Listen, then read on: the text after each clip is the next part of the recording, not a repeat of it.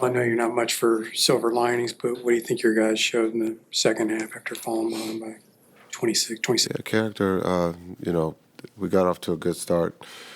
Turnovers there. They go, I think, on a 20-0 run, 15-0 to end the first, and then start the second 5-0 run. But the group stayed together, kept fighting, and I thought there, if Smooth could have made that three in the corner, maybe it becomes a 7-point game, and with a minute 30 left, anything could happen. But the group played hard. I thought Q was good, and so a lot of positive things to build on. Just hope now we know that we get Marshall back, so we get a little healthy there, and we have to go to find a way to win in Memphis.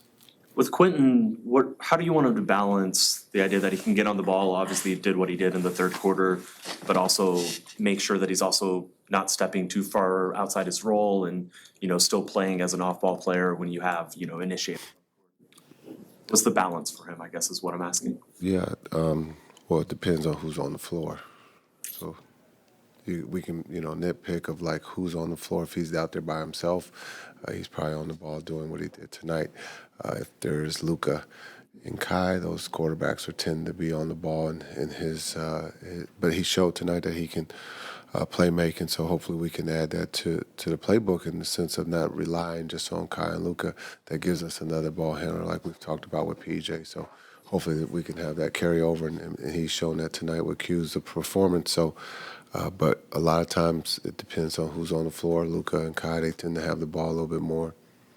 Coach, you briefly touched on what you've seen from him when he does have the ball in his hand. He can kind of be that secondary initiator. What about when he's not on the floor with Luka or Kai? Do you like most about his game when he can go create for himself? Yeah, I think just his aggressiveness. He was, really aggressive. The ball was touching the paint, as we talked about, being able to play make if the ball touches the paint. But I thought his aggressiveness to be able to get to the rim was at a high level, and we needed his offense. And I thought he responded in a positive way tonight. Is him being able to create for himself something that you think excites him and drives him a little bit more sometimes? Yeah, I think it excites any NBA player who can go one-on-one. I think they all get excited. I think he has the ability to score when he does that too. So this is something that we can build on as we go forward, and hopefully it can help our offense and our defense.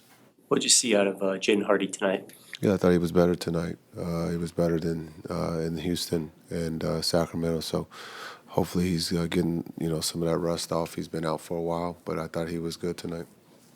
Coach, you all were down by 19 points in that fourth quarter with 4 minutes left, and you put the lineup of Gordon, Powell, Prosper, Williams, and Morris. What was the message to those guys during that timeout? To play hard, and that group plays hard. No matter what the score is, that group always plays hard, up or down, and they showed that again tonight. And it's not easy to go in cold, but I thought those guys played with a lot of energy and effort, which was great.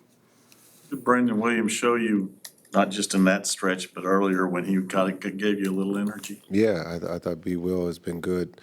Ever since we went to him in Sacramento, he's been a positive and, filling the hole that we have, which is a massive hole. And so I thought, for him to be able to come in and give us a spark was big tonight. Coach, you mentioned Naji Marshall comes back. What area of his game has been missed in the past 4 games that gets you excited to have him back? Everything. Yeah, it's real easy. You ask a real simple question, it's a real simple answer. He's a basketball player. Everything. Scoring, defense, his toughness.